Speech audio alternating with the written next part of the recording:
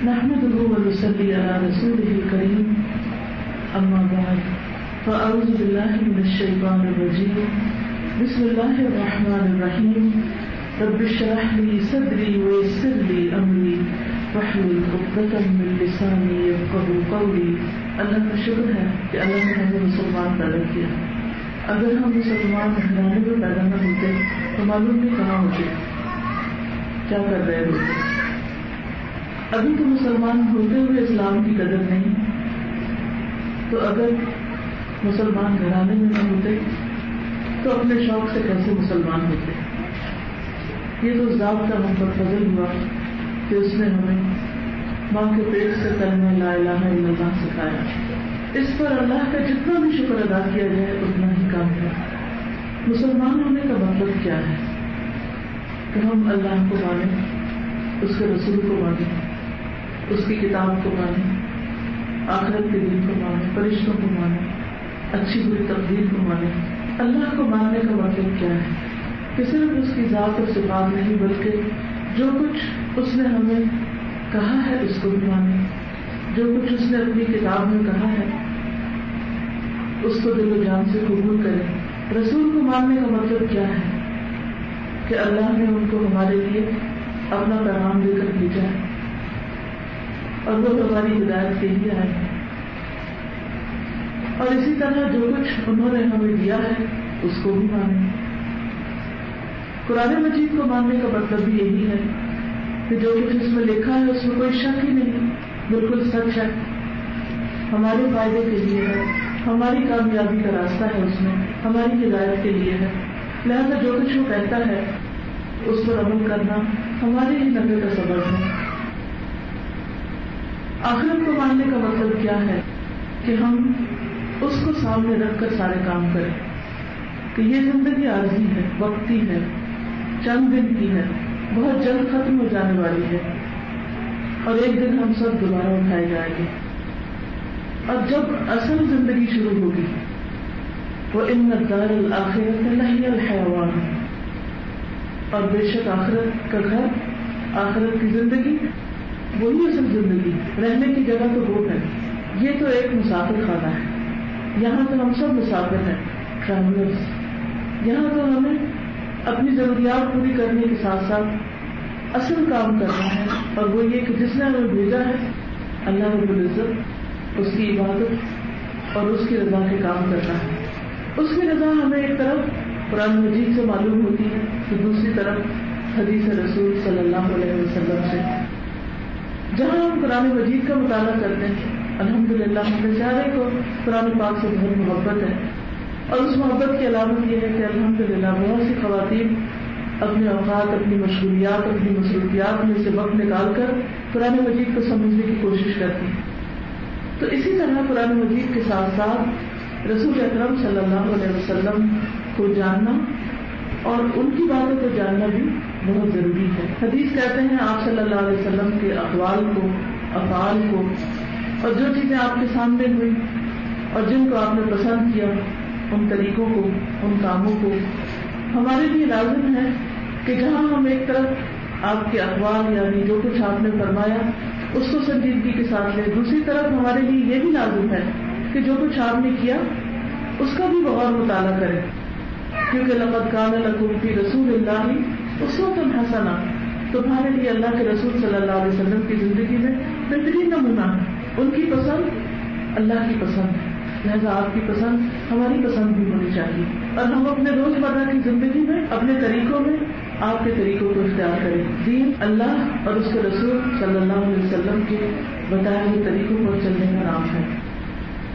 ہماری اپنی رائے, ہماری اپنی سوچ, ہماری خواہشات اور ہماری ناپسند, پسند و ناپسند سب کچھ بعد میں آتی ہے. پہلے تو اللہ کا حکم آتا ہے, اس کے بعد رسول اللہ صلی اللہ علیہ وسلم کا. لہٰذا بے حد ضروری ہے کہ ہم اپنے اوقات کا کچھ حصہ نکال کر آپ صلی اللہ علیہ وسلم کی احادیث کا بغور مطالعہ. اسی لیے آج میں نے جن احادیث کا مطالعہ رکھا ہے آپ صلی اللہ علیہ وسلم کے الفاظ بھی پڑھ کر سناؤں گی, اور اس کے ساتھ ساتھ اس کا ترجمہ بھی, اور پھر کچھ عمل کی باتیں کہ ہمیں کیا کرنا چاہیے. جب ہم لوگ دین کی طرف آتے ہیں تو عام طور پر ہماری توجہ زیادہ کس کی طرف ہوتی ہے؟ نماز کی طرف، حجاب کی طرف، حج عمرے کی طرف یا کچھ اور مخصوص کاموں کی طرف، اور ان کو کرنے کے بعد ہم سمجھتے ہیں کہ ہم پکے دیندار ہو گئے، اب ہم بہت نیک ہو گئے، 5 وقت کی نماز شروع کر دی بہت نیک ہو گئے، اپنے آپ کو کور کر لیا نیک ہو گئے. یعنی ظاہری چیزیں جو ہیں یا بعضوں کا صرف اللہ کے ساتھ معاملے کو ہم کافی سمجھتے ہیں، جبکہ دین انسانوں کے ساتھ اچھے طریقے سے رہنا بھی سکھاتا ہے.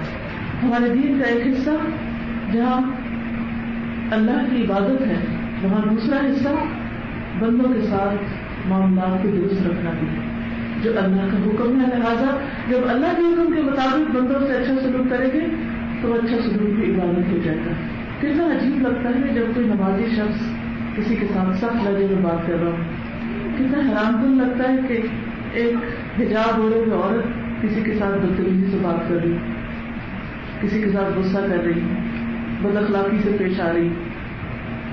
کتنی حیرت کی بات ہے کہ بہت سے مسجدوں میں جانے والے لوگوں کی ضروریات کا خیال نہیں رکھتے. وہ سمجھتے کہ صرف مسجد میں بیٹھے رہنا ہی نیکی، صرف ہر سال اعتکاف کرنا ہی نیکی، لیکن وہ بھول جاتا ہے کہ ان کی مدد اور خدمت کے مستحق کچھ اور لوگ بھی ہیں. اسی لیے عام طور پر دیکھا جاتا ہے کہ جب لوگ ریلیجیس ایکٹیویٹیز میں مشغول ہوتے ہیں تو پھر کمیونٹی بات بھول جاتے ہیں، جبکہ دین ان دونوں چیزوں کو بیلنس کا نام ہے. دین پڑھایا ہی اس لیے جاتا ہے تاکہ ہم انسانوں کے کام آئیں، اور اگر ہم اس چیز کی طرف توجہ نہیں دیتے تو پھر قرآن مجید میں کیا آتا ہے، سورۃ ارأیت الذی پڑھ کر دیکھیں. اللہ سبحانہ وتعالیٰ فرماتے ہیں ارأیت الذی یکذب بالدین فذلک الذی یدعو الیتیم ولا یحض علی طعام المسکین فویل للمصلین الذین هم عن صلاتهم ساہون الذین هم یراؤون ویمنعون الماعون. اللہ تعالیٰ فرماتے ہیں ارأیت الذی، کیا تم نے دیکھا اس شخص کو، یکذب بالدین، جو جزا سزا کو جھٹلاتا ہے، مانتا ہی نہیں، یعنی اس کا آخرت پر ایمان درست ہی نہیں. کون ہے وہ جس کا ایمان درست نہیں؟ فذلک الذی یدعو الیتیم، یہ وہ شخص ہے جو یتیم کو دھکے دیتا ہے، جو یتیم کے ساتھ اچھا سلوک نہیں کرتا. بہت سے مسلمان معاشرے ایسے ہیں، آج بھی ایسے مسلمان گھرانے ہیں جس میں یتیم کی قدردانی نہیں ہوتی. آج بہت سے یتیم بچے ایسے ہیں جو مسلمان گھرانوں کے انتظار میں ہیں کہ کوئی ہو جو انہیں اڈاپٹ کر لے، کوئی ہو جو ان کو ٹھکانہ مل جائے. لیکن ایسے بہت سے بچے نان مسلم کے پاس چلے جاتے ہیں اور انہی کے طریقوں پر بڑے ہو کر انہی کے مذہب اختیار کر لیتے ہیں، کیونکہ وہ اپنے دین کی خاطر اور اپنے خدا کی محبت میں ایسے تمام لوگوں کی سرپرستی کرتے ہیں. آپ نے بھی کئی ایسے واقعات سنے ہوں گے کہ مسلمان ماں باپ فوت ہو گئے، بچے پیچھے چھوڑ گئے، یا یہ کہ صحیح طور پر بچوں کی کیئر نہیں ہوئی، اسٹیٹ ان کو لے گئی اور اس کے بعد وہ بچے مسلمانوں کے گھر میں نہیں پل رہے، اوروں کے گھر میں پل رہے ہیں. ہم صرف وہ کام کرنا چاہتے ہیں جس سے ہمیں دنیا کا کچھ فائدہ ملے. اگر دنیا کے فائدے میں کچھ کمی ہے تو ہمیں یہ احساس بھول جاتا ہے کہ مسلمان نسلیں کہاں جا رہی ہیں اور وہ بڑے ہو کر کس شکل میں اٹھی، وہ مسلمان باقی بھی نہیں کیا نہیں. فذلک الذی یدعو الیتیم، یہ وہ شخص ہے جو یتیم کو، یعنی جس کا باپ نہیں، جس کے پیرنٹس نہیں، اس کو دھکے دیتا ہے، اس کو پسند نہیں کرتا. دھکے دینا کیا ہے؟ رو بھی میں نہیں تم کو پال سکتا، میں نہیں رکھ سکتا. اور دھکے دینا کیا ہوتا ہے؟ کسی کی بے عزتی کرنا، کسی کی ناقدری کرنا.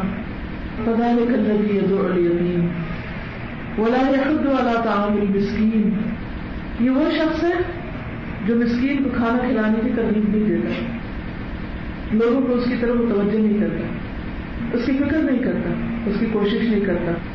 اور آپ کو معلوم ہے کہ یہ سورت قرآن مجید کی ابتدائی صورتوں میں سے، مکی صورتوں میں سے، یہ دین کی بنیادی تعلیمات میں سے، جس میں بے سہارا لوگوں کی سرپرستی اور بھوکے لوگوں کو کھانا کھلانا یہ اہم ترین تعلیمات میں سے ہے. ولا یحض علی طعام المسکین فویل للمصلین، ہلاکت ہے نمازیوں کے لیے، بربادی ہے نماز پڑھنے والوں کے لیے. ان کے لیے تو خوشخبری ہونی چاہیے تھی، لیکن یہاں ان کے لیے سزا کی بشارت دی جا رہی ہے. کون ہے وہ؟ کون وہ بدقسمت ہے کہ جن کی نمازیں قبول نہیں ہو رہی اور جن کی نمازیں کے خلاف حجت بن رہی. اس کا یہ مطلب نہیں کہ نماز چھوڑ دی جائے. اس کا یہ مطلب ہے کہ نماز تو فرض ہے. پہلا سوال اس کے بارے میں ہوگا نماز کی لاج رکھی جائے, نماز کا احترام کیا جائے. اور وہ کیسے؟ کون ہے وہ کہ جس کی نماز اس کے خلاف حجت بنے گی؟ فویل للمصلین الذین هم عن صلاتهم ساہون, وہ جو اپنی نمازوں سے غافل ہیں. الذین هم یراؤون, وہ جو دکھاوا کرتے ہیں, دکھاوے کی نمازیں پڑھتے ہیں. اور دکھاوے کی نماز کیا ہوتی ہے کہ جب کوئی دیکھ رہا ہو بہت اچھی طرح پڑھنا یا پڑھ لینا, اور جب کوئی نہ دیکھ رہا تو اس کا ٹکرے مارنا. الذین هم یراؤون, یا یہ کہ انہوں نے نماز کو اپنی پائٹی اور اپنے تقویٰ اور اپنی نیکی کے اظہار کا ذریعہ بنایا ہوا. وَيَمْنَعُونَ الْمَاعُونَ, اور دوسری طرف رویہ کیا ہے کہ ضرورت کی چھوٹی سی چیز بھی دیتے نہیں ہیں. اگر کسی کو کسی چھوٹی سی چیز کی بھی ضرورت ہوتی ہے تو وہ ان کا دل اتنا تنگ ہوتا ہے, اتنے بخیل ہوتے ہیں کہ ان کا دل نہیں ہوتا کہ کسی کو تھوڑا سا وقت دے دیں, کسی کی تھوڑی سی مدد کر دیں, کسی کی تھوڑی سی خدمت کر دیں, کسی کے تھوڑا سے کام آ جائیں, کسی کی ضرورت کا کچھ اس کو, چاہے وہ کھانا پینا ہو یا کوئی اس کا کپڑا ہو یا کوئی اور ضرورت کی چیزیں ہوں, ان کا انتظام کر دے. تو آپ دیکھتے ہیں کہ اس صورت کے اندر کس طرح اللہ سبحانہ و تعالیٰ نے بندوں کی خدمت اور بندوں کی مدد کو نمازیوں کے لیے لازم قرار دیا. اب یہ نماز پڑھتے تو ہیں لیکن پھر کیوں شامت ہے؟ پڑھتے ہیں مگر اس کی حفاظت نہیں کرتے, نماز کی لاج نہیں رکھتے. اسی طرح اگر ہم حجاب کرتے ہیں تو ہمیں اس حجاب کے اندر کے رویوں کو درست کرنا ہوگا. زبان کا بھی حجاب ہونا چاہیے کہ انسان اس سے کوئی ایسی بات نہ نکالے منہ سے دوسروں کے لیے اذیت کا سبب ہو. نگاہوں کا بھی حجاب ہونا چاہیے کہ انسان حرام چیزوں کا نہ دیکھے. کانوں کا بھی حجاب ہونا چاہیے کہ اس سے حرام چیزیں نہ سنیں, غیبت میں دلچسپی نہ لیں, اور جن چیزوں کا سننا اللہ نے ممنوع قرار دیا ہے ان کو نہ سنیں. پھر اسی طرح حجاب جو ہے وہ صرف کسی خاص رنگ کے لباس کا نام نہیں, بلکہ انسان جب گھر کے اندر ہو, جب یہ مخصوص ڈریس جسم پر نہ ہو تو تب بھی اس کے اوپر سے بہت اللہ ہو, اللہ کا رنگ ہو. یعنی اللہ کا رنگ صرف برقع پہننے میں نہیں, یہ علامت ہے, لیکن جب یہ گھر میں نہ پہنا ہوا تب بھی آپ اللہ کے رنگ میں ہوں. اور جب اللہ کا رنگ کیا ہے کہ انسان چلتا پھرتا قرآن, جیسا کہ حضور صلی اللہ علیہ وسلم کے اخلاق کے بارے میں پوچھا گیا تھا حضرت عائشہ سے, اور وہ ان کے گھر کی پر تھی, ان کی اہلیہ تھی, وائف تھی. انہوں نے کیا گواہی دی کہ کان خلقہ القرآن, کہ آپ کا اخلاق قرآن تھا, جو کچھ قرآن کہتا وہ آپ کے عمل میں تھا. تو بات یہ ہے کہ جب تک ہمارے رویے نہیں بدلیں گے, اور سب سے پہلے خود گھر کے اندر نہیں بدلیں گے, اپنے شوہر کے ساتھ, بچوں کے ساتھ, بہن بھائیوں کے ساتھ, والدین کے ساتھ, اس وقت تک ہمارا دین قابل اعتبار نہیں. اور پھر اسی طرح باہر نکل کر ہمسایوں کے ساتھ, سوسائٹی میں سب کے ساتھ ہم سب کو قرآن کی عملی گواہی دینے کہ ہم صاحب قرآن ہیں. لہٰذا جب ہم کسی سے معاملہ کرتے ہیں تو تحمل کے ساتھ کرتے ہیں, بات کرتے ہیں تو آرام کے ساتھ کرتے ہیں, جذباتیت نہیں ہوتی اس میں, کسی کی توہین نہیں ہوتی, کسی کو لیٹ ڈاؤن کرنا مقصود نہیں ہوتا. جب چلتے ہیں تو باوقار چال چلتے ہیں, چاہے وہ کسی سے ملاقات کے لیے جانا ہو یا مسجد جانا ہو یا کسی درس پہ جانا ہو یا پھر کسی شاپنگ کے لیے جانا ہو. تو یاد رکھیے کہ جہاں بھی ہیں ہماری مسلم آئیڈینٹی ہمارے ساتھ ہے. ہم اللہ کی نگاہ میں تو ہر وقت ہیں, لیکن اس کے ساتھ ساتھ ہمیں بندوں بھی دیکھ رہے ہیں کہ قرآن پڑھنے والے کیا کر رہے ہیں, کہ اللہ کا نام لینے والے کیا کر رہے ہیں, لا الہ الا اللہ پڑھنے والے کیا کر رہے ہیں. اگر ہم واقعی اپنے ایمان میں سچے ہیں تو پھر ہمیں اپنے رویوں میں بھی سچائی دکھانی ہوگی. اسی سلسلے میں چند ایک احادیث نبی صلی اللہ علیہ وسلم کی. عن ابی ہریرہ رضی اللہ عنہ عن رسول اللہ صلی اللہ علیہ وسلم انه قال آمركم بثلاث وانهاكم عن ثلاث آمركم ان تعبدوا الله ولا تشركوا به شيئا وتعتصموا بحبل الله جميعا ولا تفرقوا وتطيعوا لمن والله الله عليكم امركم وانهاكم عن قيل وقال وكثرة السؤال واضاعة المال. ابو ہریرہ رضی اللہ عنہ سے روایت ہے, یہ صحابی ہیں, رسول اللہ صلی اللہ علیہ وسلم نے فرمایا میں تمہیں 3 چیزوں کا حکم دیتا ہوں, اور 3 چیزوں سے منع کرتا ہوں. میں تمہیں حکم دیتا ہوں کہ اللہ کی عبادت کرو اور اس کے ساتھ کسی کو شریک نہ ٹھہراؤ، یعنی شرک سے پاک رکھو اپنی زندگی، اللہ کے ساتھ کسی اور کو الہ نہ بناؤ، اور سب کے سب اللہ کے دین پر مضبوطی سے جمے رہو. یہ نہیں کہ جہاں کنوینئنس ہو وہاں تو دین کو لے لیا اور جہاں مشکل لگے وہاں دین چھوڑ دیا. دین کو مضبوطی سے جمے رہنے کا مطلب یہ کہ ہر حال میں، ہر جگہ، ہر موقع پر اپنی مسلم آئیڈینٹی کو برقرار رکھو اور فرقوں میں نہ پڑھو. آج ہمارا حال کیا ہے؟ مسجدیں فرقوں کے نام پہ بٹی ہوئی، لوگ فرقوں کے نام پہ بٹے ہوئے ایک دوسرے سے. کسی کو اس مسجد میں نہیں جانا، کسی کو اس کے ہاں نہیں جانا، کسی کو اس کا درس نہیں سننا، کسی کو اس کی بات نہیں سننا. ہر ایک اپنے اپنے ایک خول میں بند ہے. خود مسلمانوں کے اندر اجتماعیت نہیں، جبکہ نبی صلی اللہ علیہ وسلم نے اس کو بھی دین کا حصہ بنایا کہ آپس میں بھائی بھائی بن کے رہو، ایک دوسرے کا احترام کرو، کہ جو بھی لا الہ الا اللہ پڑھتا ہے اس کا احترام لازم ہو جاتا ہے. پھر آگے اس کے اعمال، اس کے اخلاق اس کے ساتھ ہیں، اس کی بھی اصلاح کی فکر کرو. یعنی یہ نہیں کہ کاٹ کے بیٹھ جاؤ. کرنے کا کام یہ ہے کہ جو کوئی غلط کرتا ہے اس کی اصلاح کرو، اس کو نیکی کا حکم کرو، برائی سے روکو اور اس کی اطاعت کرو جس کو اللہ نے تمہارا حکمران بنا دیا. یعنی اپنے حکمرانوں کی بات مانو. یہ حکمران کسی اسٹیٹ کے حکمران بھی ہوتے ہیں اور اداروں میں بھی جن کو اللہ تعالیٰ ذمہ داری دیتا ہے، جب تک وہ اللہ کے حکم کے مطابق کوئی بات کہتے ہیں ان کی بات کو ماننا بھی ضروری ہے. اور میں تمہیں فضول باتوں، سوالوں کی کثرت اور فضول خرچی سے منع کرتا ہوں. تو 3 چیزیں منع ہیں، تو اچھی طرح دل پہ لکھ لیجئے. نمبر 1 فضول باتیں. ایک کیسٹ بھی ہے جس کا نام ہے فضول باتیں کس لیے.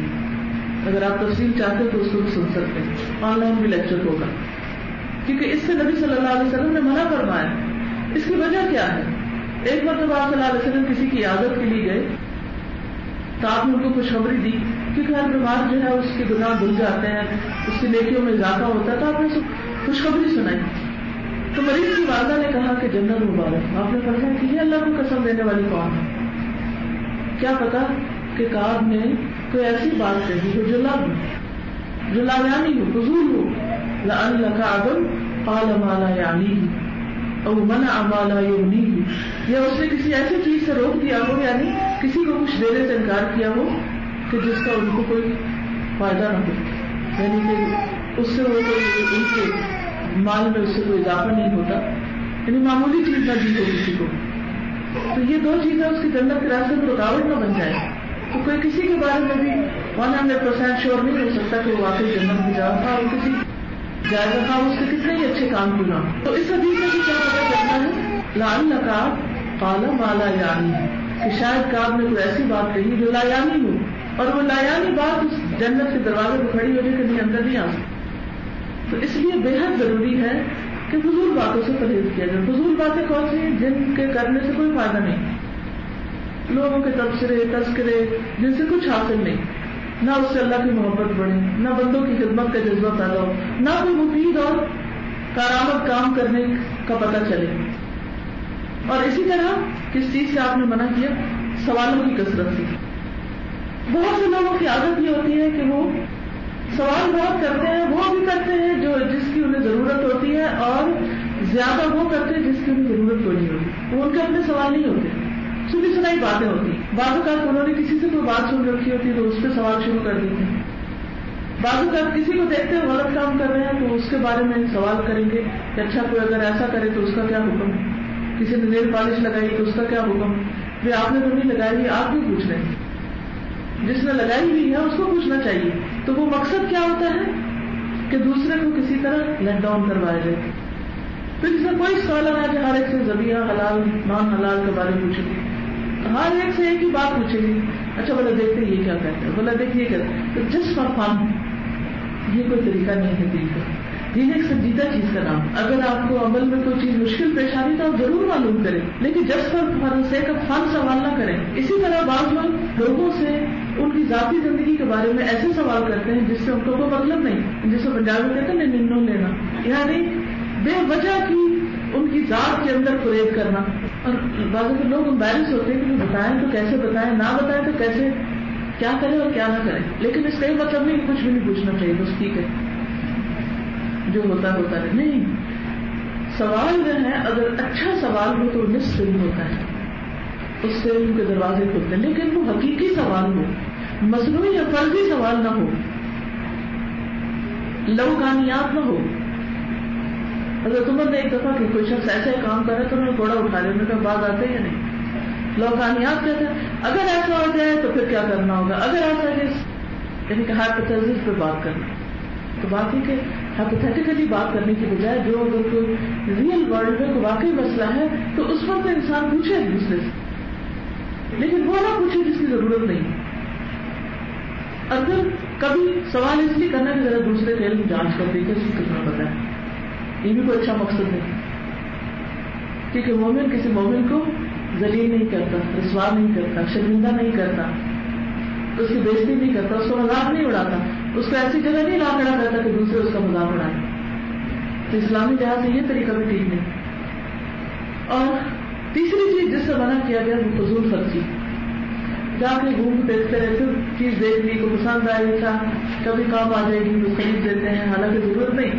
اس سے زیادہ ضروری تھا کہ ہم اپنی آخرت کے لیے کچھ صدقہ کرتے، کسی بھوکے کو کھانا کھلا دیتے، کسی یتیم مسکین فقیر کی کوئی مدد کرتے، کوئی چیریٹی کے کسی کام میں حصہ لیتے. تو آپ دیکھیں کہ گھر میں کتنی چیزیں ایسی ہوتی ہیں جن کو کبھی استعمال نہیں کیا جاتا اور کبھی سوچتے بھی نہیں کہ کسی اور کے استعمال میں آ جائے گی. تو اپنے سے زیادہ کسی اور کو ضرورت ہے تو وہاں دے دیں. تو یہ تمام طریقے جو ہیں ان کے بارے میں ہمیں سوچنا چاہیے، کیونکہ حدیثیں جو ہے ایک آئینہ مرر ہے اور اس میں ہمیں پرکھنا چاہیے، اپنے آپ کو دیکھنا چاہیے، غور کرنا چاہیے کہ کیا ہماری زندگی اس کے مطابق ہے یا کہیں کوئی گڑبڑ. جیسے آپ بال بنا رہے ہوتے تو شیشے کے سامنے لازمی کھڑے ہوتے. کیوں کھڑے ہوتے؟ تاکہ دیکھیں کہ صحیح رخ پہ گئے ہیں یا نہیں. ان احادیث سے جو ہمیں دیکھنا ہے کہ کیا ہم بھی کو صحیح رخ پہ چل رہے ہیں یا نہیں، یا کہیں کوئی ٹیڑھ ہے ہمارے اندر. اور یہ آئینہ ہمیں اندر کا ٹیڑھ دکھاتا ہے. ایک اور حدیث ہے عن جابر بن سلیم او سلیم قال اتيت النبي صلى الله عليه وسلم فاذا هو جالس مع اصحابه فقلت ايكم النبي صلى الله عليه وسلم قال فاما ان يكون اومأ الى نفسه واما ان يكون اشار الى القوم قال فاذا هو محتب ببردة قد وقع غضبها على قدميه قال فقلت يا رسول الله أجبت عن أشياء فعلمني قال اتق الله فعلمني قال اتق الله عز وجل ولا تحقرن من المعروف شيئا ولو أن تفرغ من ذنبك في إناء المستسقي وإياك والمخيلة فإن الله تبارك وتعالى لا يحب المخيلة وإن امرؤ شتمك أو عيرك بأمر يعلمه فيك فلا تعيره بأمر تعلمه فيه فيكون لك أجره وعليه إثمه ولا تشتمن أحدا. سیدنا جابر بن سلیم علیہ السلام کہتے ہیں میں نبی صلی اللہ علیہ وسلم کے پاس آیا. آپ صحابہ کرام نے تشریف فرما کے سب کے ساتھ بیچ میں بیٹھے ہوئے تھے. میں نے کہا تم میں نبی کون ہے، کون ہے رسول. اس سے اندازہ لگائیں کہ نبی صلی اللہ علیہ وسلم کس طرح عام طریقے سے لوگوں کے بیچ میں بیٹھتے تھے. کوئی بہت مختلف منفرد قسم کا لباس نہیں ہوتا تھا، منفرد قسم کی شخصیت کو نمایاں کرنے کی چیز نہیں تھی. ان لوگوں کے بیچ میں گھل مل جاتے، انہیں میں سے ایک ہو جاتے. تو جواباً آپ نے خود اپنی طرف یا لوگوں نے آپ کی طرف اشارہ کیا کہ یہ ہے نبی. آپ صلی اللہ علیہ وسلم گھٹنوں اور کمر کے گرد چادر باندھ کر اور گھٹنے کھڑے کر کے پیٹھ کے بل بیٹھے ہوئے. چادر کا کنارہ آپ کے پاؤں پر لگ رہا تھا. میں نے کہا اے اللہ کے رسول صلی اللہ علیہ وسلم میں کچھ چیزوں کے بارے میں تو مزاج ہوں، یعنی میں تھوڑا سا ہائپر ہوں، کچھ باتیں میرے اندر اچھی نہیں. یہ بھی بہت بڑی بات ہے کہ انسان بڑی مجلس میں اپنے بارے میں کہے کہ میرے اندر یہ خامی ہے، یہ کمزوری ہے، یہ کمی ہے، آپ مجھے سکھا دیں، یہ میری اصلاح کر دیں. آپ نے فرمایا اللہ سے ڈرو، کیونکہ اللہ کا تقوی بنیاد ہے. جب تک بندہ اللہ سے نہیں ڈرتا کوئی کسی کی اصلاح نہیں کر سکتا. زیادہ سے زیادہ کیا ہوگا اگر آپ طوطے کی طرح رٹوا بھی دیں نا کسی کو، عمل کا دار و مدار نیت پر ہے، عمل کا دار و مدار نیت پر ہے، عربی میں بھی حدیث یاد کر لی لیکن جب تک عمل نہیں کیا تو کچھ بھی نہیں. تو آپ نے فرمایا کہ اللہ سے کرو، دل میں خدا کا خوف رکھو، دل کی پہلے اصلاح کرو. کیونکہ ایک اور جگہ پر آپ صلی اللہ علیہ وسلم نے دل کی طرف اشارہ کر کے فرمایا کہ التقوی ہاں ہونا، تقوی کا یہ مقام ہے، تقوی یہاں ہوتا ہے، دل میں ہوتا ہے۔ پھر اس کے بعد آپ نے فرمایا کسی نیکی کو حقیر نہ جانو، کسی نیکی کے کام کو چھوٹا نہ سمجھو، یعنی نیکی کی کوئی بھی اپرچونٹی مل رہی تو کر لو، اگرچہ وہ پانی مانگنے والے کے برتن میں پانی ڈالنے کی صورت میں ہی کیوں نہ ہو۔ پہلے زمانے میں لوگ کنویں میں سے پانی نکالتے تھے نا، اب آپ نے وہ ڈول ڈالا نیچے، اور آپ کو پتا ہے کہ وہ چرخی چلانی پڑتی ہے ڈول نکالنے کے لیے، یا پھر ہاتھ سے وہ کافی دیر تک رسی کو کھینچتے ہیں، پھر اس کے بعد ڈول نکلتا ہے۔ اب ڈول نکلا، آپ پسینے شراب ہو رہے ہیں، تو کہتا ہے مجھے دے دو۔ اب آپ کہتے ہیں اچھا تمہیں بھی دے دوں، یہ ڈول لو اور خود بھرو، جیسے میں نے بھرا تم بھی بھرو۔ نہیں، وہ کیا کرتا ہے، اس کو دے دیتا ہے۔ اور آپ کو معلوم ہے وہ حدیث بھی کہ جب ایک فاحشہ عورت جس نے کنویں میں اتر کے پانی پیا تھا، جب باہر نکلی تو دیکھا کتا بھونک رہا ہے، دوبارہ اندر گئی اور جا کے موزے میں پانی بھر کے لائی اور اس کو پلایا، اللہ نے اس نیکی کی وجہ سے اس کے گناہ معاف کر۔ تو کسی نیکی کو حقیر نہ جانو، کسی بھی نیکی کو حقیر نہ جانو۔ کوئی معلوم نہیں کہ وہ نیکی آپ کی ساری نیکیوں پہ بھاری ہو جائے، لیکن یہ وہی کر سکتا ہے جس کے اندر خدا کی محبت ہو۔ پھر وہ چھوٹے چھوٹے کاموں کو چھوٹا نہیں جانتا۔ ہم میں سے اکثر لوگوں کو جب اچھے کاموں کا شوق آتا ہے تو بڑی بڑی باتیں سوچنے لگتے ہیں، کوئی بڑا کام کرے، اور چھوٹے چھوٹے کام سامنے ہوتے ہیں وہ نظر ہی نہیں آتے۔ کئی راستے میں ٹشو گرا ہوا ہے، کوئی کپڑا پڑا ہوا ہے جس سے لوگ اٹک سکتے ہیں، کوئی کرسی رکھی ہوئی ہے ٹیڑھی اس کو سیدھا کر سکتے ہیں، کوئی پیاسا ہے اس کو پانی دے سکتے ہیں، لوگوں کی چہروں سے ان کی ضرورتیں سمجھ سکتے ہیں، لیکن وہ ہماری تو دھیان ہی نہیں اور ہوتے ہیں کہ یہ جو تقویٰ ہوتا ہے نا، یہ دل کی آنکھیں کھول دیتا ہے۔ جب دل کی آنکھیں کھلتی ہیں تو انسان کو ساری نیکیاں نظر آنے لگتی ہیں، اور پھر انسان اس قابل ہوتا ہے کہ انسان کچھ کر سکے، پھر توفیق بھی ملتی ہے۔ آپ نے فرمایا خواہ وہ پانی مانگنے والے کے برتن میں پانی ڈالنا ہی کیوں نہ۔ اچھا بعض اوقات ایسا ہوتا ہے نا، آپ ایک ٹیبل پہ کھانا کھا رہے ہوتے ہیں اور اتفاق سے پانی کا جگہ آپ کے پاس رکھا ہوتا ہے، ادھر سے ایک بچہ ہاتھ بڑھاتا ہے پانی ڈال دو، آپ اس کو ڈال دیتے، دوسرا کہتا تو آپ خود تکلیف میں ڈال دو، تیسرا کہتا تو آپ کہتے ادھر آ کے نہیں ڈال سکتے، کچھ محنت بھی سیکھو، بیٹھے بیٹھے ہاتھ بڑھا دے تو پانی دے دیں۔ یعنی کتنی دفعہ ایسی حرکتیں ہم کر جاتے ہیں۔ اس وقت ہم میں سے کتنے لوگ اللہ کی محبت میں دل کی خوشی کے ساتھ گلاس آگے بڑھانے والے کے گلاس میں پانی ڈال دیں، یا خود والنٹیئر کریں اور کسی مجلس میں، کسی شادی میں، کسی دعوت میں ہے، کہیں بھی ہے کہ آپ خود سب کو سرو کر لیں۔ اگر اللہ نے آپ کو جسمانی قوت دی، ہمت دی، تو کیا کچھ نہیں کر سکتے۔ کرنے کے تو بہت کام ہے، ہمیں نظر نہیں آتے، نظر آتے بھی ہیں تو ہم کہتے ہیں کہ وائی نہیں، میں ہی کیوں کروں، باقی لوگ کیوں نہیں کرتے۔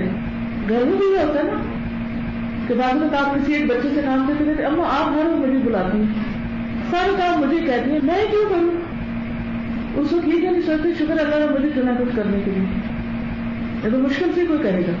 تو چھوٹی نیکیوں کو بھی حقیر نہ جانو، کیونکہ اس میں تم مزاج ہوں، جلد باز ہوں، جلدی کرتا ہوں، تو پھر کیا ہے، ایسے لوگوں کا علاج کیا ہے کہ پھر وہ ہر وقت مشغول رہے، کچھ نہ کچھ کرتے رہیں۔ پھر فرمایا تکبر سے اجتناب کرو، اپنے آپ کو بڑی چیز نہ سمجھو، کیونکہ اللہ تعالیٰ تکبر کو پسند نہیں کرتے۔ اگر کوئی آدمی تجھے گالی دے اور تیرے کسی عیب کو جسے وہ جانتا ہے اس پر تجھے آر دلائے، تو تو اسے اس برائی کی بنا پہ آر مت دلا جسے تو جانتا ہے، یعنی تو اس کی اس برائی پہ آر نہ دلا جس کو تو جانتا ہے۔ اس طرح کرنے سے اس کا اجر تجھے ملے گا اور اس کے گناہ کا وبال اسی پر ہوگا۔ اور یہ بھی یاد رکھ کہ کسی کو گالی نہ دینا، یعنی بدلے میں گالی نہیں دے سکتے، بدلہ لیا جا سکتا ہے اگر کوئی کسی کو برا بھلا کہے، لیکن گالی کا بدلہ گالی سے نہیں ہوتا۔ کیا کہنا چاہیے، اللہ تجھے ہدایت دے یا کچھ بھی۔ اب یہاں پر آپ دیکھیں کہ یہ جو ایک تو گالی کی بات ہے، دوسری بڑی اہم بات ہے، اور وہ کیا ہے، اگر کوئی تجھے تیرے کسی عیب پر، تیری کسی برائی پر تجھے شرمندہ کرے اور تمہیں بھی پتا ہو کہ اس کے اندر کوئی عیب ہے اور تم کر سکتے ہو تو تم نہ ایسا کرنا، یہ ہے اخلاق۔ مثلا کیا ہوتی ہیں عام طور پر عیب کی باتیں، ان دوسرے لفظوں میں یہ کہ بلیک میل نہ کرنا، کسی کو ہراس نہ کرو، کسی کو پریشان نہ کرو۔ اگر کوئی برا کر بیٹھے تو تم نہ برا کرو، کیونکہ اچھے اخلاق والا وہ ہوتا ہے کہ جو لوگوں کے رویے کا تابع نہیں ہوتا، پپٹ نہیں ہوتا کہ اس کی ڈور کوئی پیچھے سے ہلا رہا ہو۔ اس کی اپنی کوئی سوچ نہ ہو، اپنی کوئی زبان نہ ہو، کوئی اور جو کچھ کہے بس وہ وہی کچھ کہتا چلا جائے، کسی کے سکھانے پہ کچھ کر دے، کسی کے بتانے پہ، کسی کے اکسانے پہ. عام طور پر اسی طرح خرابی ہوتی ہے. مثلا شوہر نے بیوی کو کچھ کہا، بیوی نے شکایت کی، ماں کو ماں نے کہا تو بھی یہ کہہ، اب آئندہ تو یہ کہہ رہا تو جس یہ کہہ رہا، اور اس طرح چپ کرانا. اس طرح چپ تھوڑی کوئی ہوتا ہے. جس نے پہلی دفعہ انیشیٹو لیا غلط بات کا، وہ دوسری دفعہ چپ ہو جائے گا، تو پہلے سے بڑی بات کرے گا اور تو ہاتھ بھی چلا دے گا. تو بات یہ ہے کہ اگر انسان ان باتوں پر عمل اس بنا پر کرے کہ یہ میرے نبی کی سنت ہے، یہ میرے نبی نے مجھے بتایا اور اسی میں میری خیرت بھلائی ہے، تو اس میں آپ دیکھیں گے کہ انشاءاللہ مشکل نہیں ہوگی. کیوں؟ اس لیے کہ نبی صلی اللہ علیہ وسلم کے بارے میں اللہ سبحانہ وتعالیٰ فرماتے ہیں وَمَا يَنطِقُ عَنِ الْهَوَىٰ إِنْ هُوَ إِلَّا وَحْيٌ يُوحَىٰ، کہ آپ اپنی خواہش نفس سے باتیں نہیں کرتے، یہ وہی ہوتی ہے جو اللہ کی طرف سے آپ کے دل میں ڈالی جاتی ہے. کہ مثلا کسی نے آ کے سوال کیا، اللہ نے آپ کے دل میں ڈال دیا کہ کیا کہنا ہے اب یہاں. یہ اللہ کی تعریف سے آپ صلی اللہ علیہ وسلم لوگوں کی اصلاح کرتے تھے اور ان کو مشورہ دیتے تھے. تو یہ بھی انڈائریکٹلی اللہ ہی کا حکم ہے اور اللہ ہی کی چاہت ہے. اب مثلا آپ دیکھیے کہ بعض اوقات آپ بیمار ہوتے ہیں، آپ ڈاکٹر کے پاس جاتے ہیں اور آپ اس سے کہتے ہیں کہ آپ میرا علاج کریں. وہ آپ کو کوئی ایسا علاج تجویز کرتا ہے جو آپ کو پسند نہیں آتا، کوئی دوا لکھ کے دیتا، آپ کہتے ہیں یہ مجھے نہیں کھانی، وہ مجھے ٹھیک نہیں لگ رہی. وہ کہتے ہیں سرجری ہوگی آپ کے تو سرجری تو بند کرانی ہے. ایسا تھوڑی کرتے ہیں. کیا کرتے ہیں؟ بات مانتے ہیں یا نہیں اس کی؟ کیوں مانتے ہیں ڈاکٹر کی بات؟ کیوں کھا لیتے ہیں وہ دوائی جو ہمیں دیتا ہے، چاہے صحیح ہے یا نہیں؟ اللہ عالم. ریسنٹلی مجھے کسی جگہ جانا ہوا تو میں نے ڈاکٹر نے کہا کوئی سوال، تو میں نے کہا کہ فلاں دوائی مجھے کسی نے ریکمینڈ کی تھی کہ میں وہ کھاؤں. دوا نام بھی لوں گی، ہو سکتا ہے آپ میں سے کچھ لوگ کھا رہے ہیں تو پھر وہ اچھی بات نہیں. تو مجھے کسی نے فلاں دوا ریکمینڈ کی تھی تو مجھے کھانی چاہیے. تو میں نے کہا کہ ہاں یہ اس سے دو طرح کی ریسرچ ہیں. پہلی ریسرچ یہ بتاتی ہے، یہ کچھ سال پہلے لوگوں نے یہ ریسرچ کی کہ اس دوا سے لوگوں کو آرام آیا. لیکن جب انہوں نے مزید ڈگ آؤٹ کیا، مزید ریسرچ کی، تو جو ڈیپتھ میں جا کر ریسرچ کی، اس کا کہ اس کے کھانے سے کچھ بھی فرق نہیں پڑتا، صرف نفسیاتی اثر ہوتا ہے. تو ٹیسٹ جو کیے گئے وہ کیا تھے کہ دو طرح کی مریضوں کو جب دوا دی گئی تو ایک مریض کو وہ دوا دی گئی، دوسرے کو صرف پلیسیبو دی گئی، اور دونوں نے کہا بڑا اچھا فیل کر. اب آپ دیکھیں کہ سالوں سے ایک دوا استعمال ہو رہی اور ہم اچھا بھی فیل کرتے ہیں اور ریگولرلی لیتے ہیں اور ہمیں نہیں پتا کہ اس کو فائدہ ہے کہ نہیں، لیکن اعتماد ہمیں کھلاتا ہے نا، اور اس اعتماد کی وجہ سے ہم ٹھیک بھی ہوتے جاتے ہیں کیونکہ سوچ بدل جاتی ہے نا. جب سوچ بدلتی ہے تو جسم باڈی میں ہماری ڈفرینٹلی ریئیکٹ کرتی ہے اور اس سے پھر شفا بھی ہو جاتی ہے. جب ہم یہ سوچنے لگ جاتے ہیں بیمار ہیں بس بیماری ہو جاتے ہیں. جب ہم یہ سوچتے ہیں نا کہ یہ نہیں ہو سکتا، اسی لیے کچھ مریض ہوتے بیماری سے لڑ لیتے ہیں اور کچھ ہوتے ہیں وہ اس کے آگے پڑ جاتے ہیں. ہم دیکھو کہ بعض کینسر کے مریضوں کو ڈاکٹر کہتے ہیں 2 مہینے اور دیکھو کئی سال جیتے ہیں. ایک تو یہ کہ زندگی اللہ کے ہاتھ میں، لیکن اس میں انسان کی سوچ بھی ایک بہت اہم کردار ادا کرتی. تو جب ہم کسی ڈاکٹر کی دوا اس پر اعتماد کر کے کھائے جاتے ہیں اور اچھا بھی فیل کرتے ہیں، جبکہ بعض اوقات ہمیں وہ مشکل بھی لگتی ہے، تو کیا اللہ کے رسول صلی اللہ علیہ وسلم کے بتائے ہوئے یہ نسخے جو ہماری معاشرتی خرابیوں، ہماری روحانی بیماریوں کا علاج ہے، ان پر ہم اعتماد نہیں کر سکتے، ان کو نہیں لے سکتے، خواہ یہ ہمیں بظاہر کڑوے ہی کیوں نہ لگے، کیا وقتی طور پر ہمارے لیے برداشت مشکل ہی کیوں نہ ہو.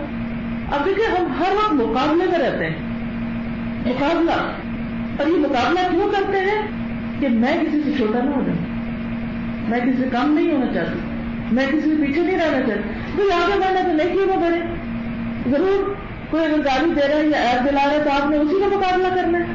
کس چیز کا مقابلہ کر رہے ہیں؟ بد اخلاقی کا مقابلہ کر رہے ہیں؟ یہ تو کوئی مقابلہ نہ ہو.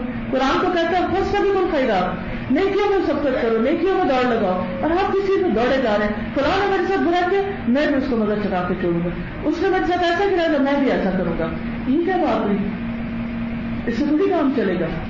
آپ تو الٹا کام کر رہے ہیں جو آپ کو اللہ کے رسول صلی اللہ علیہ وسلم نے سکھایا. اصلاح تو نہیں ہو سکتی، علاج تو نہیں ہو سکتا، نیکیوں میں آگے تو نہیں بڑھ سکتے، ایسے تھوڑی دین پھیلتا ہے.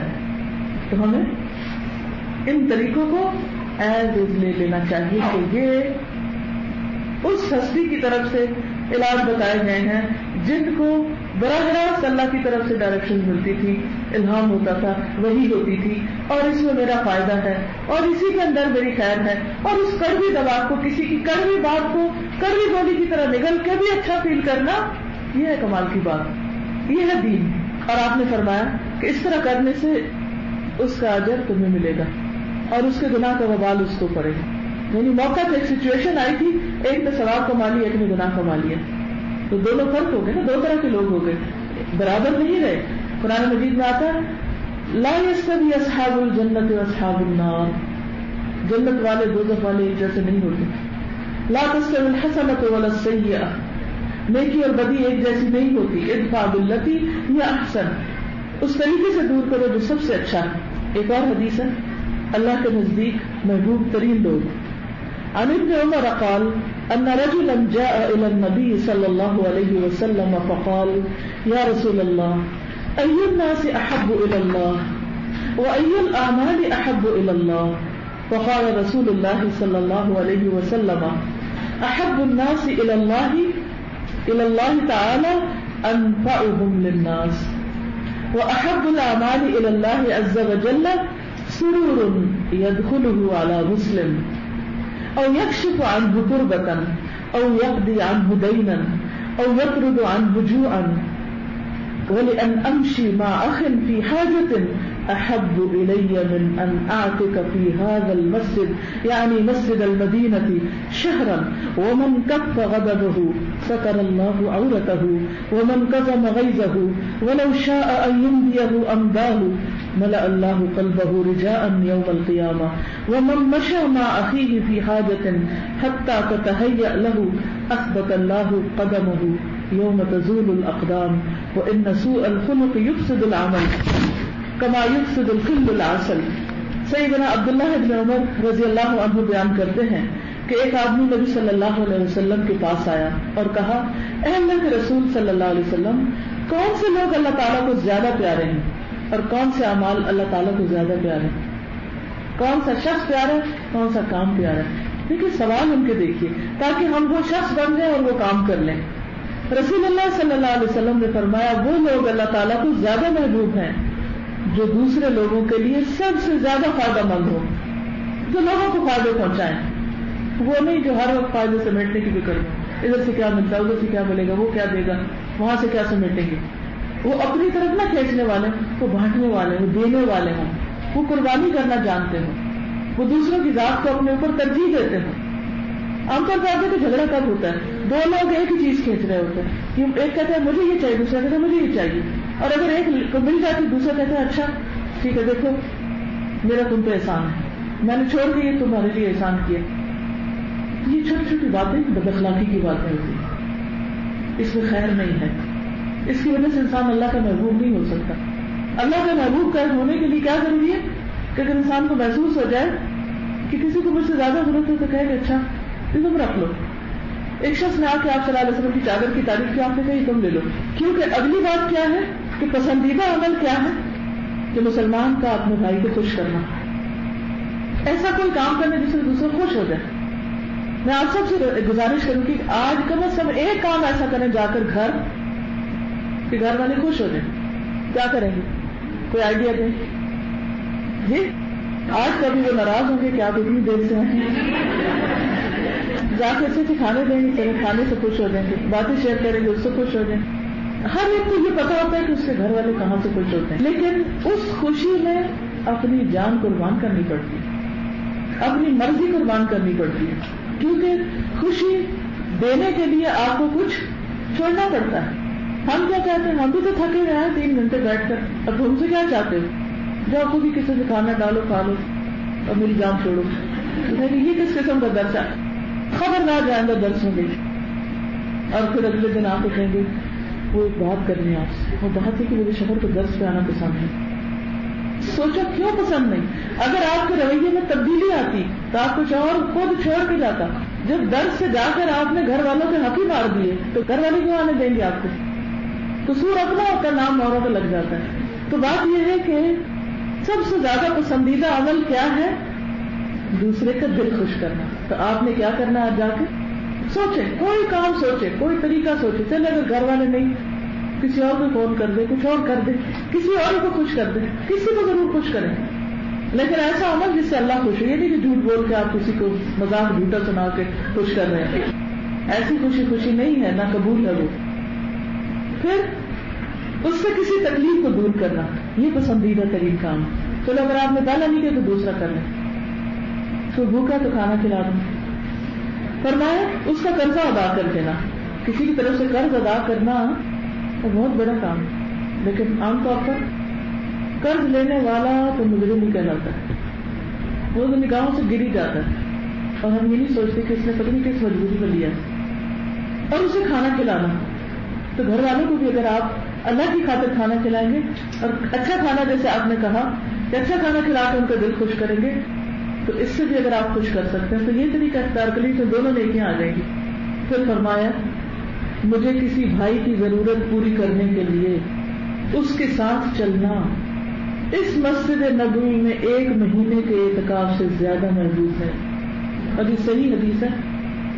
اپنی مثال دے کے آپ نے فرمایا کہ میں اپنے کسی بھائی کے ساتھ جاؤں اور اس کی ضرورت پوری کروں, تو یہ مجھے زیادہ پسند ہے کہ میں 1 مہینہ مسجد نبوی میں اعتکاف بیٹھا رہوں. اچھا ضرورت کیا ہوتی ہے؟ کوئی بیمار ہوتا ہے تو ڈاکٹر کے پاس بھی جانا ہوتا ہے. آپ سوچتے اگر میں کہ میرا اسکیڈول خراب ہو جائے گا, اپنا سارا دن خراب برباد ہو جائے گا, وہ اتنے گھنٹے لگ جائیں گے.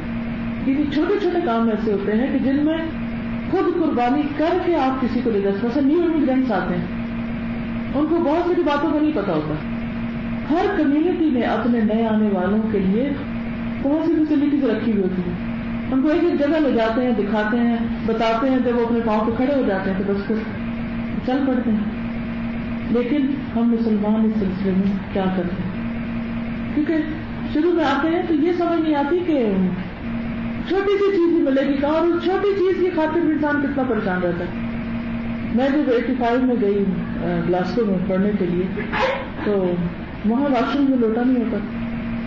اب میں کہوں کہ میں تو اس طرح نہیں جی سکتی, اور کسی کو اور برتن سے پانی ڈالے تو انسان اتنا گیلا ہو جاتا ہے اور واش روم گیلا ہو جاتا ہے. اور اب میں دیکھ رہی ہوں, ادھر ڈھونڈ رہی ہوں, ادھر ڈھونڈ رہی ہوں, کہیں سے کچھ نہیں مل رہا. اور اس قدر پریشان کیونکہ لوٹا ایسی چیز ہے جو روز چاہیے, باقی چیزوں کو تو انسان اس کے بغیر بھی جی سکتا. پھر میں نے پاکستان لکھا کہ کوئی آنے والا ہو مجھے اس کے ہاتھ لوٹا بھیجے. جب تو لوٹا وہاں سے ملتا تھا مجھے نہیں پتا تھا کہاں سے ملتا, تو کوئی بتانے والا بھی نہیں تھا. اس میں واٹر 85 میں اتنی عام نہیں تھی. بیک 85 میں صرف منرل واٹر ملتا ہوتا تھا, وہ والویٹ کا, اور بہت ایکسپینسو قسم, بہت کم ہوتا تھا. یہ تو ہر وقت بہت زیادہ عام ہو گیا. تو یہ چھوٹی سی ایک مثال ہے نا, کہ پہلی مرتبہ کسی ایسے ملک میں جائیں جہاں کا رہن سہن, کلچر, ہر چیز بالکل مختلف. اور ہمارے یہاں تو کیا تو چھوٹی چھوٹی دکانوں پہ بہت ساری چیزیں مل جاتی ہیں. اب یہاں پر بالکل اسٹائل فرق ہوتا ہے, اور بعض اوقات چھوٹی چیزیں تو اٹھا کے باہر پھینک دیتے کہ یہ آپ کون استعمال کریں. تو اس طرح کی چھوٹی چھوٹی چیزیں نئے آنے والے جو بھی کوئی نئے انگریڈینٹس ہیں, خواہ وہ کتنے ہی دولت مند کیوں نہ ہو, جو یہاں آ کر ایک اداسی اور ایک پریشانی اور ایک کلچرل شاک ہوتا ہے نا, اور چھوٹی چھوٹی ضرورتوں میں کچھ سمجھ نہ آنا کہ رستے کے در ہے, اور جیسے برف پڑی ہوئی ہے, برف کیسے ہٹانی ہے, برف میں جوتا کون سا پہننا ہے. میں نے ایسی حماقت کی, میں پہلی بار جب میں وہاں تھی تو برف پڑ گئی, میں یونیورسٹی جانے لگی تو مجھے سمجھ نہیں کہ کون سی جوتا پہنی, تو میں نے ہیل والا جوتا پہن لیا. میں نے کہا کہ اور کیا سوچ کے پہنا کہ ہیل کھب جائے گی برف میں تو میں گروں گی نہیں, تو چند قدم جا کے ایسی بری طرح گری, پتہ ہی نہیں تھا کیا پہننا. پھر جب میں نے کسی کو بتایا, کیونکہ اسٹوڈنٹ تھے ہم کمیونٹی میں تھوڑی گھومتے پھرتے تھے, ہم اس لوگوں سے تھوڑی ملتے تھے. تو میں اٹھ گیا یونیورسٹی میں گیا, رات 10 بجے واپس آئے, وقت ہی نہیں ہوتا تھا کسی سے ملنے کا, نہ یہ باتیں پوچھنے کا. تو پھر میں نے کسی ذکر کیا کہ کیا کرنا چاہیے, تو انہوں نے بتایا کہ اس طرح کے شوز ہوتے ہیں جس کے نیچے ایسا سول ہوتا ہے جس سے برف پہ چل سکتے, برف کے جوتے الگ ہوتے ہیں. پھر سمجھ آئی اچھا. تو یہ چھوٹی چھوٹی چیزیں ہوتی ہیں.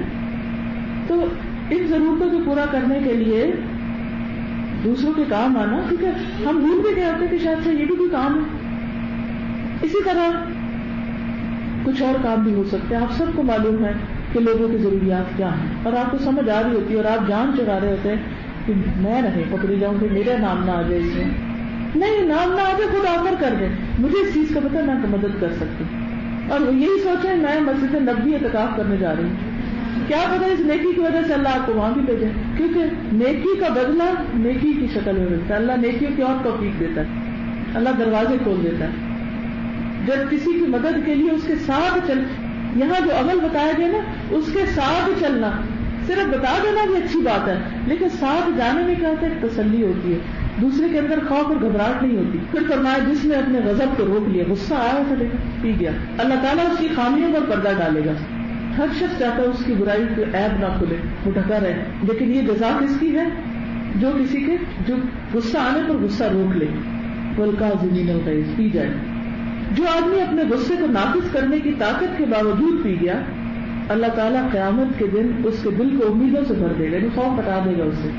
ایک تو ہے اس میں غصہ کنٹرول کر لینا کہ جو جس پر ہم کر نہیں سکتے، پتا ہے کہ یہاں اگر کیا تو مشکل ہوگی، اور ایک وہ جس پر کر سکتا ہے وہاں کنٹرول کرنا، یہ زیادہ بڑی درجے کی بات ہے. جو اپنے بھائی کے ساتھ اس کی ضرورت پوری کرنے کے لیے چلا، اللہ تعالیٰ اس کو اس دن ثابت قدم رکھے گا جس دن قدم ڈگمگا جائیں گے. یعنی آج دنیا میں کسی کے ساتھ کسی کے کام آنے کے لیے، کسی کی مدد کے لیے چلنے کا اتنا بڑا اجر ہے. اور پھر فرمایا بد اخلاقی اعمال کو ایسے تباہ کرتی ہے جیسے سرکہ شہد میں بگاڑ پیدا کر دیتا ہے، اسے اکٹھا کر دیتا ہے. سرکہ شہد میں ملائے نا تو میٹھا نہیں ذائقہ رہتا، کھٹا ڈومیننٹ ہو جاتا ہے. تو بد اخلاقی کیا ہے؟ سرکے کی طرح ہے. دل اور اعمال کیا ہے؟ شہد کی طرح. یعنی جو بھی ہم عمل کرتے ہیں، اچھا کام کرتے ہیں، چاہے عبادت ہے، چاہے کسی کو تعلیم دینا ہے، چاہے کسی کے کام آنے، کچھ بھی کرتے ہیں، محنت سے ہی ہوتا ہے نا، ہر کام میں محنت ہوتی ہے. تو جب انسان سارا دن کام کر کے ایک بد اخلاقی کی بات کرتا ہے، اس نے گویا سارے کیے کرا کے پانی پھرا. اور بعض خواتین ایسا کرتی ہیں، صبح سے اٹھے گی، سارے گھر کے کام، کلیننگ ہو رہی ہے، واشنگ ہو رہی ہے، کوکنگ ہو رہی ہے، سب کچھ. اب یہ ہے کہ بچے گھر آئے، شوہر گھر آئے، کھانا لگائے، کھانا کھانے لگے، کوئی نہ کوئی ایسی بات کرنے کی کہ جس سے دل جل گیا دوسرا. اب اس سے کیا ہے، وہ جو سویرے سے کام کیے تھے نا اور اتنی محنت کی تھی، اور اب وقت تھا کہ کوئی آپ کی قدر کرتا، آپ نے منہ سے ایسی بات نکالی کہ جس سے سارے ڈر سہم کے اپنے اپنے کمرے میں آگے بند ہو گئے جا کے. بعض اوقات ہمیں دوسروں سے شکایت ہوتی ہے کہ دوسرے ہماری مدد نہیں کرتے، دوسرے ہمارے کام نہیں آتے، دوسرے ہمارا حال نہیں پوچھتے. تو بچوں سے بھی ہمیں شکایت ہوتی ہے نا کہ سارا دن ہم ان کے لیے کرتے ہی آتے ہیں تو بس کھا کے جا کے اپنا دروازہ بند کر لیتے اور ہمیں نہیں پوچھتے.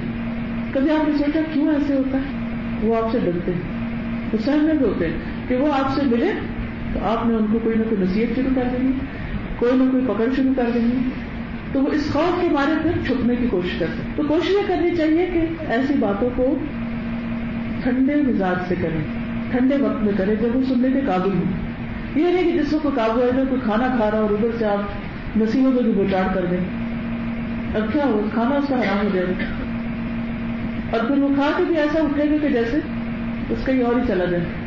اس لیے میں نے دیکھا ہے کہ کئی بچے چھوٹی عمر میں گھر سے بھاگنے کے پروگرام بنا رہے ہوتے ہیں. کہ آپ بڑے ہوں تو گھر سے بھاگیں، گھر سے جائیں. شاید آپ نے بھی بچوں سے باتیں کر کے، اگر آپ کبھی ٹٹولے نا بچوں کو کیا سوچتے ہیں، کبھی سوچتے ہیں کہ ان کے ماں باپ سے کہتے ہیں انہوں نے ضرور ہمیں کہیں سے اڈاپٹ کیا، ہم ان کے اپنے اصلی بچے نہیں ہیں. کبھی بددعائیں کرتے ہیں، پھر کبھی بھاگتے ہیں، کبھی کچھ کرتے ہیں. تو ٹھیک ہے، ہم ان پر احسان کرتے ہیں، ہم بڑا کام کرتے ہیں، ہم بڑا تھکتے ہیں، لیکن تھوڑا سا صبر اور کر لیں کہ اگر وہ آپ کی بات نہیں مانتے، یا آپ کے طریقے پر گھر میں نہیں رہتے، یا آپ کی مرضی کے مطابق وہ نہیں چلتے، تو پھر تھوڑا سا صبر اور کر لیں، غصہ کنٹرول کر لیں، صبر کریں اور نصیحت کریں. لیکن ایسے وقت میں جب کہ نصیحت سنی جائے اور اس کے لیے وقت نکالیں. تو اللہ تعالیٰ ہمیں ایسے کاموں کی توفیق دے کہ جس سے ہم واقعی اللہ کے پسندیدہ بندے بن جائیں. ایک چھوٹی سی بات جو شاید آپ نے کبھی نہ سنی ہو، لیکن وہ چونکہ حدیث میں ہے تو آپ کو بتا دوں تو بہتر ہے. رسول اللہ صلی اللہ علیہ وسلم نے ایسی بات جو آپ کو پسند آئی سن کر فرمایا، ہم نے تیرے منہ سے نیک شگون حاصل کیا. یعنی جب ہم بات کریں نا تو اچھی بات منہ سے نکالیں ورنہ چپ رہیں. اچھا اچھی بات کیا اور بری کیا؟ ویسے کہنا یہ تو تباہی ہو کر رہے گا، فلاں تو یعنی بدفعلی اور بدشگونی کیا، منہ سے ایسی باتیں نکالنا کہ یہ چل ہی نہیں سکتا، یہ فلاں نے رشتہ کیا نا، دیکھنا تو صحیح ان کا ہوتا کیا، یہ ان کی گاڑی نہیں چلے گی، یہ باتیں مت کہو. اس کے برعکس کیا ہے کہ اگر آپ کے دل میں کوئی کھٹکا بھی ہو نا پھر بھی اللہ سے اچھی امید رکھو کہ نہیں انشاءاللہ اچھا ہی ہوگا، خیر ہوگی. کوئی ڈر رہا ہو، گھبرا رہا ہو، پریشان ہو تو تسلی دیں اس کو. وتواصوا بالحق وتواصوا بالصبر، یعنی بات کریں تو اچھی بات منہ سے نکالیں، بد دعائیں نہ دیں، بری بری باتیں نہ کریں، پریشانی کی باتیں نہ کریں، کسی کے اوپر برے ریمارکس نہ دیں، پسندیدہ باتیں کریں جو بھلی معلوم ہو. آپ صلی اللہ علیہ وسلم جب مثلا کسی شخص کا نام ایسا دیکھتے جس کا مطلب اچھا نہیں تو وہ بدل دیتے. اگر کوئی رستہ جو تنگ ہوتا تو آپ اسے کہتے تنگ نہ کہو، کھلا ہے تو اللہ تعالیٰ وسعت پیدا کر دے گا. یعنی تم اسے چھوٹا سمجھ رہے ہو، چلو تو صحیح تم لائن بنا لو، گروہ کی شکل میں نہ گزرے سے. جنگ وغیرہ کے موقع پر جب آپ وہ کر رہے ہوتے تھے، صحابہ کو لے کر مختلف ٹریول کر رہے ہوتے تھے، پھر اسی طرح اس میں آپ کھانا کھا رہے تھے، آپ بس کھا تو رہا ہوں، لگتا ہے اس میں یہ ہضم نہیں ہوگا مجھے. کوئی کھا رہا ہے تو اسے کہ یہ تم کھا رہے ہو، دیکھنا تمہاری طبیعت کتنی خراب ہوتی ہے. یہ باتیں نہیں کرنی چاہیے. اچھی باتیں کریں، منفی باتیں نہ کریں. اچھا ہوتا پتہ کیا، جب ہم خود ہی کہنے لگتے ہیں یہ نہیں مجھے ڈائجسٹ ہو سکتا، اب وہ نفسیات ویسی بن جاتی ہے، تو جسم بھی ویسے ہی ریئیکٹ کرتا ہے. کسی کو جب ہم کہتے ہیں تو اس کے اندر بھی خوف بیٹھ جاتا ہے، وہ اس کا مائنڈ بھی ویسے کام کرنے لگتا ہے، اور پھر وہ ویسی چیزیں ہونے لگتی ہیں. تو خواہ کسی کا کام ہو اس پہ ماشاء اللہ کہیں، اس کو انکریج کریں. کسی کی کوئی بات ہو اس میں اس کی تعریف کریں، کچھ یعنی اچھی اچھی باتیں منہ سے نکالیں، بری باتیں منہ سے نہ نکالیں. تو یہ آپ صلی اللہ علیہ وسلم کی حدیث ہے کہ آپ نے فرمایا اس کی بات سے ہم نے نیک شگون لیا ہے، یعنی انشاءاللہ اس نے کہہ دیا ہے کہ ہو جائے گا، اللہ کرے گا تو ہو جائے گا. پھر اسی طرح یہ ہے کہ آپ نے یہ بھی فرمایا کہ جب تم میری طرف کسی پیغام رساں کو بھیجو تو خوش روح خوش نام انسان کا انتخاب کرو. یعنی اگر میرے پاس کسی کو بھیج رہے ہو تو ایسے بندے کو بھیجو کہ جو مسکرا کے بات کرے. خوش روح کا مطلب کیا ہوتا ہے، یعنی کہ بہت بیوٹیفل نہیں ہے یہاں مطلب. خوش روح ہم نے دیکھا ہوگا کہ بعض اوقات معمولی شکل و صورت یا نقش و نگار والے لوگ بھی اپنے اخلاق کی وجہ سے دلوں میں اتر جاتے ہیں، اور بعض لوگ انتہائی خوبصورت بھی ہوتا ہے اور بد کلامی بد اخلاقی کی وجہ سے ان کو دیکھنے کو دل نہیں چاہتا. تو آپ نے فرمایا جب میرے پاس کسی کو پیغام دے کے بھیجو تو کس کو بھیجو، یعنی کہ ہنستے کھلتے چہرے والے کو بھیجو، اور اس کا نام بھی اچھا ہو، کیونکہ جب وہ دروازہ ناک کرے گا پوچھے گا کون تو وہ اچھا سا نام بتائے گا تو دل خوش ہو جائے گا اچھا نام سن کے. پھر وہ اندر آئے گا مسکراتا ہوا اور دل خوش ہو جائے. پھر وہ کہے گا اچھا مجھے یہ کام ہے کافی، بالکل کرو چلو لے جاؤ. آپ نے خود بھی تجربہ کیا ہوگا کہ اگر کوئی ایسا شخص آپ کے پاس آتا ہے جس کا اخلاق اچھا ہے، جس کا انداز اچھا ہے، تو آپ کو دل خوش ہو جاتا ہے، وہ جو کہتا ہے آپ مانتے چلے جاتے ہیں. اور جب کوئی ایسا شخص آتا ہے کہ جو ہر وقت شکوے شکایتیں کرے اور ایسے مطالبے کرے جو آپ پورے نہ کر سکے تو پھر کیا نتیجہ ہوگا. یقین کریں ایک ہی بات دو لوگ کہتے ہیں اور آپ کا ریئیکشن مختلف ہوتا ہے. ایک کی بات آپ مان جاتے ہیں، دوسرے کی ماننے کو دل نہیں کرتا، اور اس میں ہم کیا کہتے ہیں دوسرے کو بولیں اس نے تو میری بات سننی نہیں. بھائی دیکھو آپ کیا کر رہے ہو، اپنے رویے پہ غور کرو کہ کس انداز میں کہہ رہے ہو، جھڑکنے ڈانٹنے زور زبردستی کرنے کے انداز میں، یہ ریکویسٹ ہے، یہ پیار سے کس طریقے سے بات کر رہے ہیں. اچھا ہم بچوں سے ہمیشہ کہتے ہیں بچے نہیں سنتے. بھائی آپ سوچو کیسے سنوا رہے ہو، کیا کہہ رہے ہو، ان کو کس انداز میں کہہ رہے ہو، کس طریقے سے کہہ رہے ہو. قصور اپنا ہوتا ہے، بلیم دوسرے کو کرتے ہیں، انہیں نہ خامیاں ڈھونڈتے چلے جاتے ہیں. کبھی اپنا آپ بھی چھان کے دیکھو. تو ابھی آپ دیکھیں کہ اگر نبی صلی اللہ علیہ وسلم کے اوپر لوگوں کے رویے اثر کرتے تھے تو پھر ہم تو عام انسان ہیں اور لوگوں کے رویے اثر کرتے ہیں. آپ کے بات کرنے کا انداز دوسرے پہ اثر انداز ہوتا ہے، آپ کا طریقہ اثر انداز ہوتا ہے، آپ کی اسمائل اثر انداز ہوتی ہے، آپ کا رویہ اثر انداز ہوتا ہے. جب کسی سے کوئی مطالبہ ہو تو ضرور سوچو کہ بات کہی کیسے ہے، آخر کیوں نہیں مان رہے. کسی صرف دوسرے کا قصور نہیں، ہمارا بھی ہے کہ ہم نے کہا کیسے ہے. بعض لوگ بات کرتے ہیں ایسا روڈ انداز ہوتا ہے کہ آپ ان کی مدد کرنا بھی چاہتے رہتے کہ نہیں کرتے، بس ٹھیک ہے ان کا یہی علاج ہے. ہوتا ہی نہیں، ایک دم آپ کو غصہ آ جاتا ہے. اچھا بچوں میں بھی آپ نے دیکھا ہوگا کہ کچھ بچوں کو آپ خامخواہ پیار کرتے ہیں اور اپنے کسی بچے کو خوب مارتے ہیں. عادتوں کا فرق. تو ہم سب کو چاہیے کہ ہم سب کیا کریں، منہ سے بات نکالیں تو اچھی نکالیں، بات کریں تو اچھے انداز میں کریں، من کی باتیں اپنی زندگی سے نکال دیں. مثبت باتیں کریں، پازیٹو تھنکنگ رکھیں. یقین کریں بعض اوقات آپ کسی کو منہ سے کچھ نہیں کہہ رہے تھے مگر جو دماغ میں خناس ہے نا وہ آنکھوں سے، وہ شکل سے، وہ باتوں سے باہر آ رہا ہوتا ہے، نیگیٹو ریز آ رہی ہوتی ہیں. اور جب آپ کسی کے لیے حسن ظن رکھتے ہیں تو اپنی نگاہوں سے پھوٹ رہا ہوتا ہے حسن ظن. نگاہیں بول رہی ہوتی ہیں کہ دوسرا شخص آپ کی قدردانی کر رہا ہے، یہ کیا چاہ رہا ہے. تو یہ چھوٹی چھوٹی چیزیں ہم سب کو، اگر ہم چاہتے ہیں کہ بچے ہماری بات سنیں تو پہلے اپنا رویہ تبدیل کریں، اپنا انداز بدلیں. اگر چاہتے ہیں کہ لوگ آپ کی بات سنیں، سمجھیں اور آپ کی مدد کریں، اپنا انداز بدلیں. زیادہ اسمائلنگ ہو جائیں، زیادہ کیئرنگ ہو جائیں، آہستگی اختیار کریں، نرمی اختیار کریں اور دوسروں کو معاف کرتے جائیں. اور آپ دیکھیں گے کہ دل موم ہو جائیں گے آپ کے لیے. خود کو بدلے گی تو دنیا بدلے گی، اگر خود نہیں بدلے کوئی نہیں بدلے گا، یاد رکھیے. پھر روتے ہی رہ جائیں گے، پھر پیچھے ہی رہ جائیں گے، اور پھر جتنے مرضی کسی کو شکر کرے اور اللہ بھی دیکھ رہا ہے کہ کون کیا کر رہا ہے. صرف ہماری سوچ سے بات نہیں بنتی اور صرف توقعات اور مطالبات سے بھی کچھ نہیں ہوتا جب تک کہ کوشش نہ کی جائے.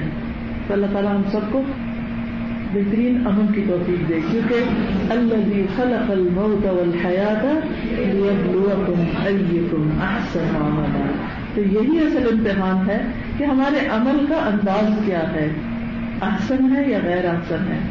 ہم کوئی کام کر رہے ہیں تو کر کیسے رہے ہیں، مطالبہ کر رہے ہیں تو کیسے کر رہے ہیں، بات کر رہے ہیں تو کیسے کر رہے ہیں، کام کر رہے ہیں تو کیسے کر رہے ہیں، کچھ پیش کر رہے ہیں تو کیسے کر رہے ہیں، احسن ہے یا نہیں ہے.